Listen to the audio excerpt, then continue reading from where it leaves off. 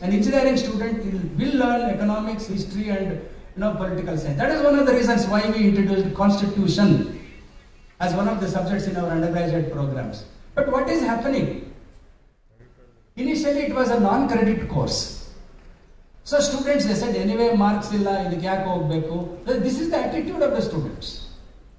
That's not, the purpose is different, that you should have a knowledge about Constitution, etc. Then colleges now, autonomous colleges. Then emphasis on fine arts, music, literature to be taught in all colleges. That is what NEP says. How much is effective? We have to wait and see. Then vocational skills. Yes, we have to. And there is no rigid separation, I have said, between arts, science, commerce. There is a movement of people across disciplines. Suppose I am a physics student. I feel, I don't know what the present government is feeling. I am a physics student, I must have the opportunity to go to English literature and also study there. I am not talking about open elective. Open elective is one subject which they can come. I am not talking about Bhaskar. This point is to be taken note of for commerce also. It is not one, I am a physics student but I want to study minor literature. That is where you can across the discipline. What is the use of having major physics and minor mathematics? Or major mathematics and minor physics? You are in the same discipline. There is an interdisciplinary approach. We are talking about multidisciplinary approach. So that is to be thought of. Policy does not go into the details. It is where the implementation, and there are so many bodies at the state level who have to discuss and come out with this. The next is, of course, this is not very much applicable to us. IITs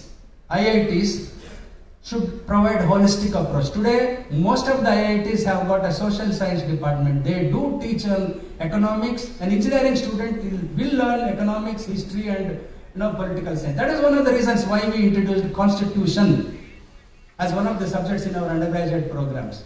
But what is happening? Initially it was a non-credit course. So students, they said, anyway marks illa, idike yaake hogbeku. This is the attitude of the students.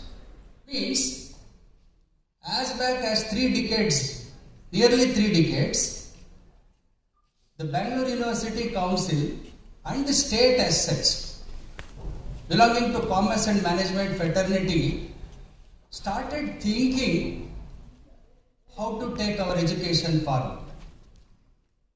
So that is how it gave rise for the formation of High Power Committee, wherein I was also having an opportunity to work, Professor Sanjeev and others. We toured the entire state, had discussions, and then we gave a report. For the first time, we spoke about skill development.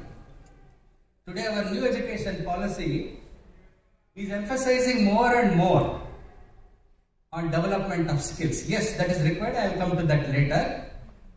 But we initiated this discussion on skill development in business education way back in 98-99. Our report still lying with the government of Karnataka.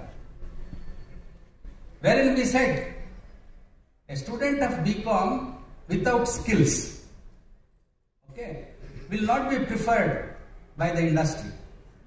So therefore you can see systematically how the skill development component was brought into our syllabus for BCom. And most of you are teaching there, you must be knowing that every subject at the bottom of the syllabus after the 5th unit or module or whatever it is, there is a mention of 5 or 6 activities. So we focused on what is called not only skill development but activity based learning. But I don't know how much has been effective. So Bangalore University took the lead. I think Professor Sanjay was the dean at that time, and he said, no, we will introduce the skill development. So skill development was brought, and he was also instrumental in suggesting, which was there in our report, establishment of business lab. We brought that business lab also. But the question is, one is sitting in the university and policy dimensions. Another is how much of we take these initiatives and implement. That is most important. Perhaps you may be knowing also that we were the first in the country to bring Tally into our syllabus. And we took the lead of training nearly 400 teachers on Tally working on computers. But it was sorry state of affairs. When I was driving to this place, I came to know still Tally is taught as a theory subject. I am sorry. It should have been taught as a skill-oriented subject. Put the students into the computer lab and teach them. So the new education policy talks about these things. So before I talk on what is new in new education policy, what is new in new education policy, I would like to take a historical perspective of this educational policy. Especially the focus is on higher education. I am not touching the primary education or secondary education because that is not our field. And if you look into the historical perspective of new education policy, the first policy of education came in 1968 under the chairmanship of Kothari. It is widely called as Kothari Commission. You know why it came? It was in 1964 in the Lok Sabha. A person by name Siddeshwar Prasad, MP of Congress. Congress was ruling at that time, and MP of Congress raised this and criticized the government. This government is not at all talking about education, which is the most essential part for the development of the nation. So, education was totally ignored. Nobody was talking. So 1964, he criticized the government and said, what is the philosophy of education in this country? Then government realized there is a need. And therefore, Kothari Commission 1968. You should know the genesis. It is not 2020 new education policy. That's why I said, we should know what is the past because we are in the sector. Yes, all my friends, Indian friends who are sitting, we are out. My younger friends who are sitting at the back, you should know about the sector in which you are serving and its development and how it is going to expand. If you look into the new education policy document, all of you must read.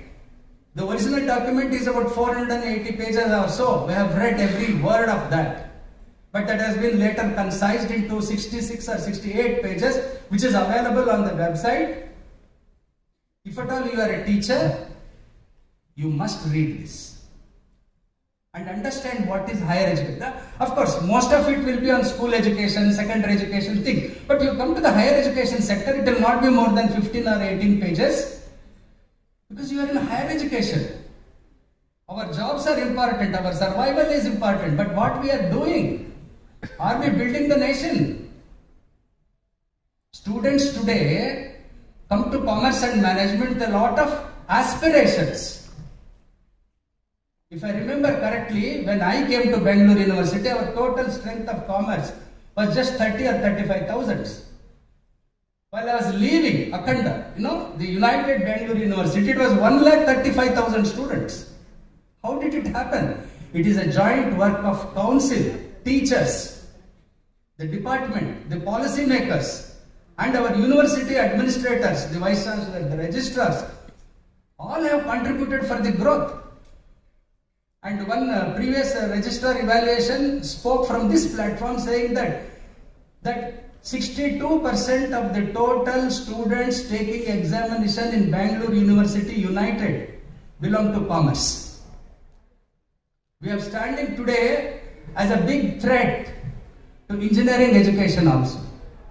So that is where now we should not be just be there.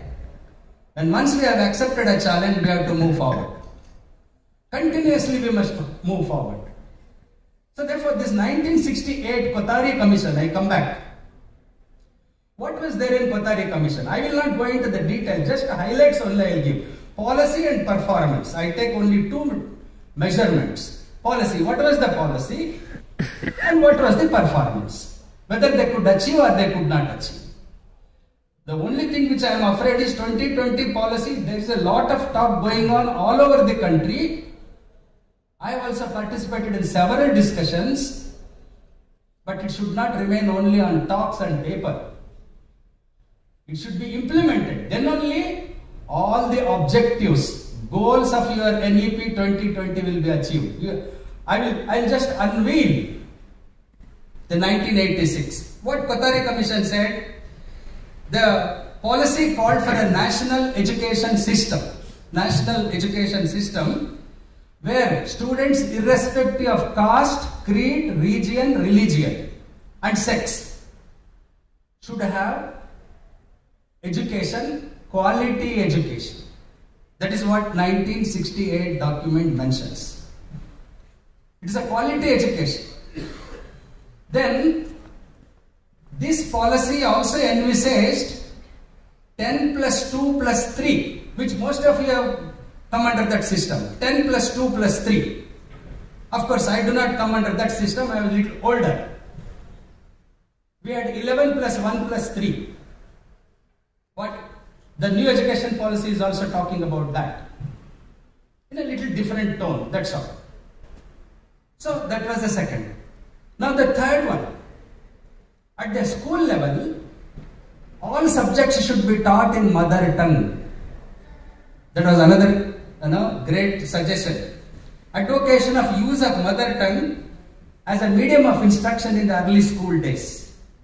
And number 4 recommendation, high level research must happen in the university system.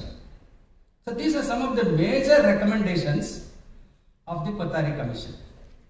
Now when it comes to performance, alright, policy is there on paper. But when it comes to performance, whether they could achieve, now you'll be very sorry to know, number 1, lack of program initiative. They said on paper and stopped there. They did not go to the next step. How to initiate? How to implement? What are the problems of implementation? Stage-wise implementation. They could not. So therefore, that remained little slow, number 1. Number 2, India was having a very big shortage of funds and the economy was in a bad shape. They could not allocate funds for education. Third, most important, education as a subject was in the state list. What does it mean? You know that there is a state list, central list and concurrent list. So it was in state list. So therefore center felt it is not our responsibility. Or the role was very limited. Center's role was very limited. So today your NEP has come from the center. Why? I'll come to that. The second initiative, the second policy talks about that.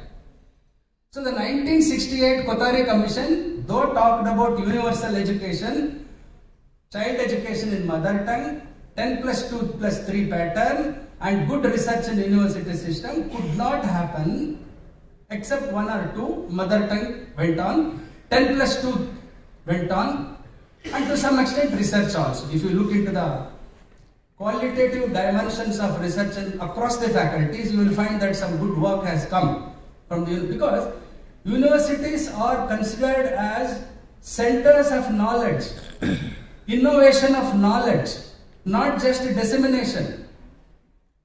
It has a role to play, 3 roles. One is innovation of knowledge, second dissemination of knowledge, and the third one preservation of knowledge. I think somewhere these concepts have been sidelined. Nobody is focusing on that. Because day in and day out, so many problems which are coming up. Therefore, the basic foundational activities of the universities are not being taken up. So with the result, I see a lot of disturbances happening in higher education. I come to that later. What are the disturbances? Now I move to the second one. The second national education policy came in 1986 when Rajiv Gandhi was the Prime Minister, then later revised in 1992 by the Prime Minister P.V. Narasimha Rao.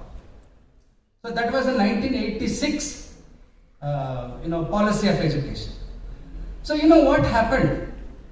Very systematically, the 42nd Amendment of the Constitution was brought in 1976. What did they say? Okay, center is not having authority as far as education is concerned. Therefore, they brought an amendment to move 5 areas from state list to concurrent list. Now we are in concurrent list now. The state and the center both have got the responsibility to offer higher education. That's what Professor Ramesh was highlighting, even Dr. Munyanarappa was mentioning. The state has a role to play now. Center has given a policy, but state has a role to play. So therefore, 1976 amendment, 5 areas. One is education, concurrent list, pushed from state list to concurrent list. Forest, pushed. Wild preservation of wild animals and birds, yes. Then administration of justice. So these are some of the areas where they were pushed from state list to the concurrent list. So the 1986 policy came with many recommendations. 1. Modernization of education and role of IT.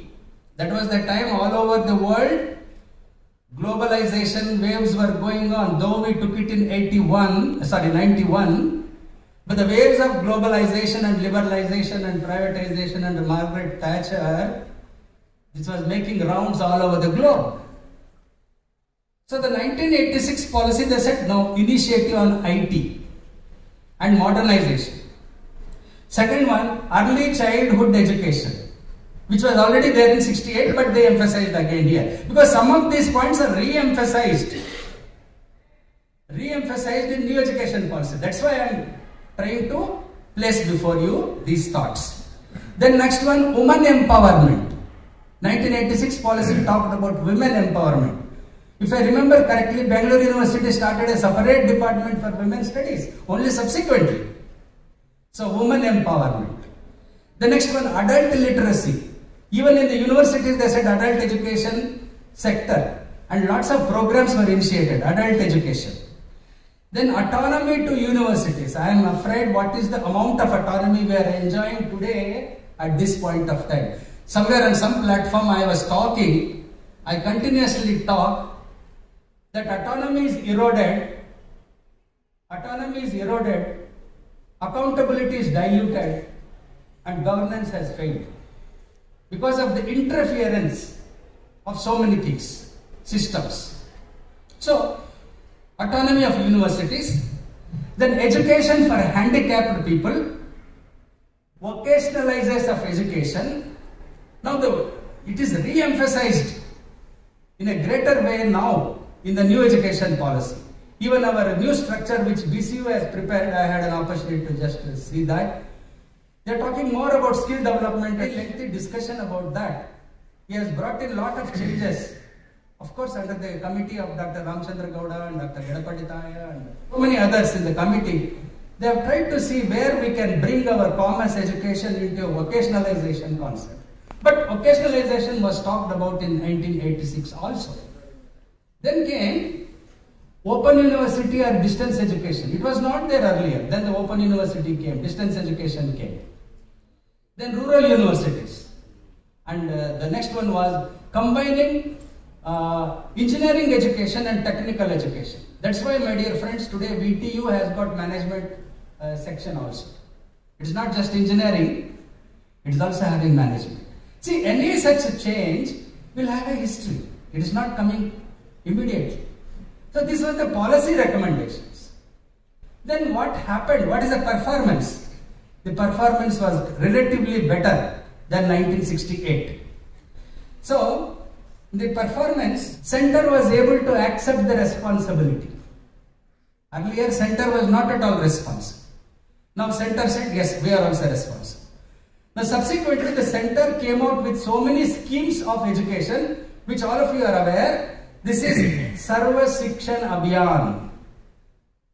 It's a centers initiative. Midday meal program, centers initiative. Then Navodaya schools, which all of you are aware. Navodaya school, exclusively a district headquarters.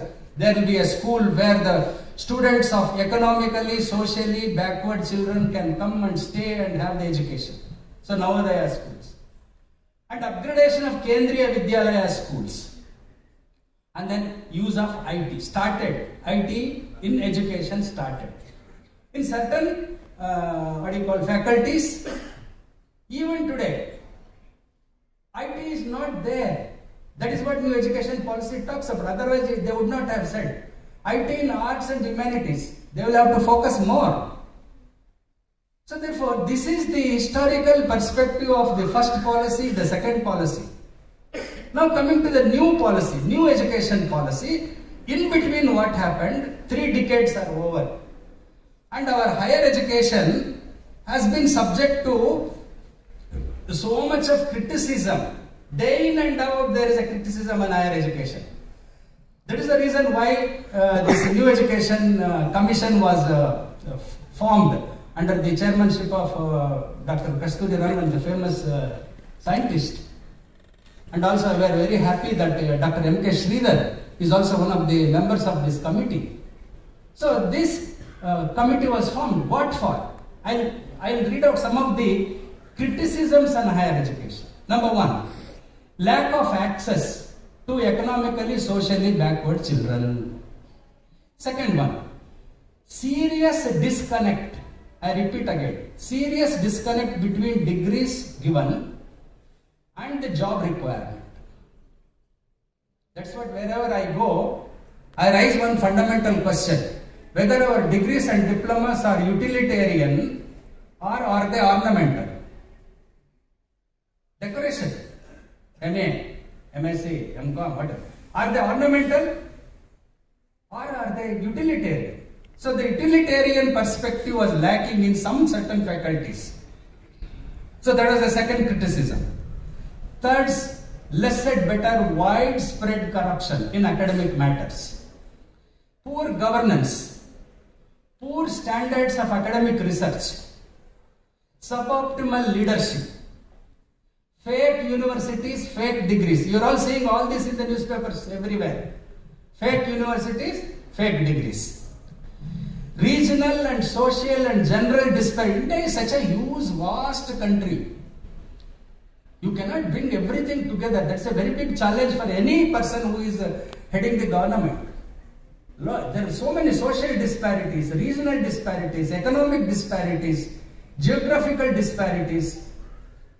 So because of this, I cannot. That's what when I was the dean, every time there is sir, this subject will be very difficult for rural students, sir, we should not have this subject. This was the type of, of course with a great concern they were raising this, and we were trying to find out a solution for this type of, problem. Then, lack of synergy between teaching and research, both got divided. Teaching different, research different. So the research and this thing has to happen. Generally it happens in science, but less in our humanities and social sciences. The next step, less emphasis on cognitive skill and learning outcomes. We are very good in our teaching, all of us, 30 years, 35 years, we have all taught our subjects excellently, but there was how we have to examine the learning outcome. The only thing is we conduct an examination and see whether there is a learning outcome or not. So now it is not like that. At every stage, we will have to ensure what are the learning outcomes. And for that, suppose the student is slow learner. You all know there are fast learners and there are slow learners in a class. So it is any teacher will always face this problem when he is in the class. Sir, suppose some students are not following, some are very brilliant. They said, sir, go to the next one. This everybody will face this. We also must have faced this. Slow learners and fast learners. So the focus should be not just on teaching but the learning outcome. Okay. Then next. Rigid separation of disciplines. We build a silos. No, no. Arts fellow will not come for commerce. Commerce fellow will not go for science. Science will not go for arts. But Bangalore University Commerce Department opened BCom degree for all faculty. Even a student from arts, PUC science can join. That's what I said. We were with an open mind to encourage whoever. Now the new education policy talks about multidisciplinary approach. Not single discipline, multidisciplinary approach. That's what is going to come in a big way. So multidisciplinary, rigid separation and limited teacher and institutional autonomy. Teacher doesn't have autonomy. There may be very brilliant teachers. They want to bring some new part in the syllabus, but they cannot do. Now the autonomous colleges, you can experiment. After all, it is an experiment. We cannot say always experiments are successful. Education is also a big experiment. Only when it is successful, then we say, okay, this model is good and then we can expand. But meanwhile, some other new thing has come. Therefore, this is not a static. This is continuously growing. This is continuously growing and expanding. And large, that is not, the purpose is different, that you should have a knowledge about the constitution, etc. Then, single common entrance examination has been proposed. Like, NEET or whatever is happening for the entire country, there will be single common entrance examination, but they said it is not mandatory. It is, left to the concern. Then more flexibility and the next emphasis on digital learning. That is going to, during the pandemic, we have all switched over to online. Initially, first 2-3 days, I was feeling so uncomfortable to speak before a computer or before a mobile phone. Because the whole of my life, I have taught in the class looking to the students. But no, you are not looking to the students, you are looking at the phone or the computer. Then how effective you will be. So therefore, digital learning is given more emphasis in our new education policy. And multiple entry and exit. I study for 2 years and the policy suggests after completion of first year you will get a certificate, second year you get a diploma, third year you get a degree, and fourth year, the greatest contribution of new education policy is 4-year degree also, not just 3-year, 4-year degree. And a student completing 4-year degree can straight away go for PhD. That is what the policy envisages. But it has got many implementational problems as I see. I may be wrong, but that is my opinion. So 3 years you get a degree. And as of now, today after completing first year, the student is not getting anything. He is incomplete BCom or incomplete BA. But you get a certificate. So that is another thing. Then India is promoting entry of foreign universities. Now that is going to be a very big challenge now under the NEP. Foreign universities, they can come and establish their universities in this country, and our universities, our colleges, they can also go abroad and establish. So there is a free movement of education across the countries. That is another thing. Then expenditure on education should be at least 6% of GDP. That is the recommendation coming for the last so many years. But we are at present not even 3%. So you have to invest more on education. If you invest more on education, because ultimately today, friends, you see, India is having a highest demographic advantage.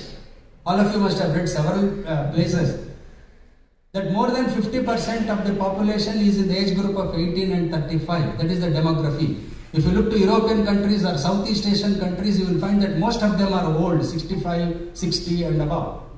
Even China has 38 average age.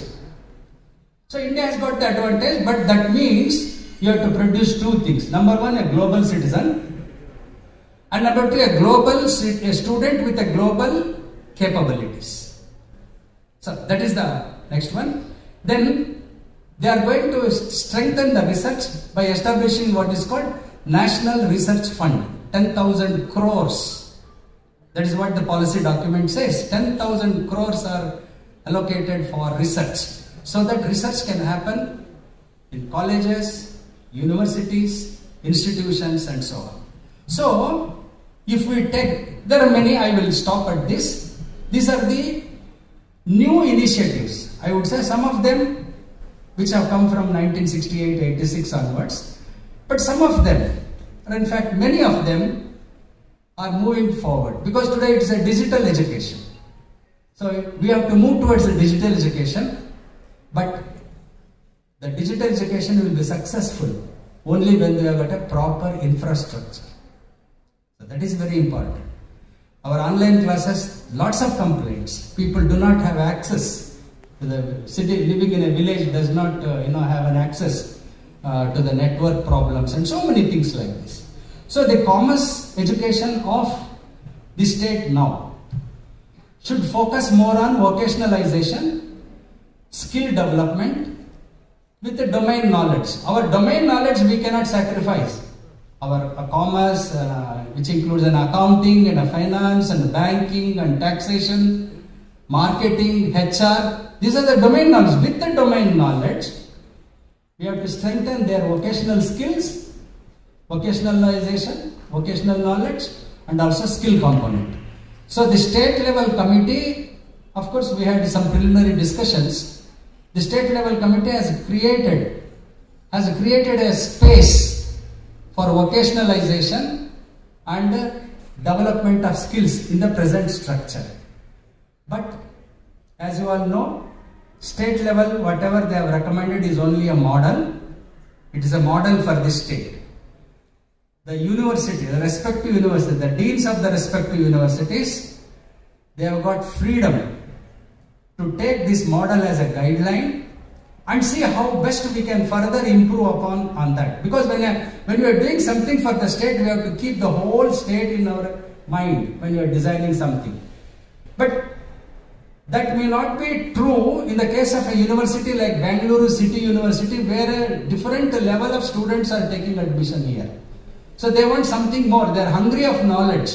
I want something more. I want something more. Yes, the dean of the faculty, the board of studies, they can come out with something new which will fit in to our requirements. So therefore, my dear friends, I can speak like this for hours together, but it's not the time given. I have already exceeded 10 minutes, 15 minutes. Sorry for that. But I wanted to share with you the new dimensions of a new education policy. So please keep in mind, especially my young teachers there, your challenge is much more than the challenges which all my friends have faced or me has faced. We belong to that regime of regimentation, licensing Raj, controlled economy, regimented economy. For nearly 25 years, the same subject, same syllabus, same thing in many universities. But today it is not like that. You will change the syllabus every 2 years, 3 years, maybe hereafter every year you have to change. Otherwise, big gap, as I have said, gap between what is offered, learning outcome and requirements. So you have to keep all these three in mind when you are developing your course content, number one. And number two, it is not just designing the content, it is training the teacher. That's where BUTCCM steps into the picture. For the last 3 decades, whenever we have set some initiative, they said, yes sir, we are there. So the training program is organized. So that is where today the result is, yes, everybody wants commerce. Because you may not be knowing, I interact with many of my friends in other states. Commerce is not that preferred subject compared to what is in Karnataka or our neighboring states. There are still many states where commerce are weak, we will see later.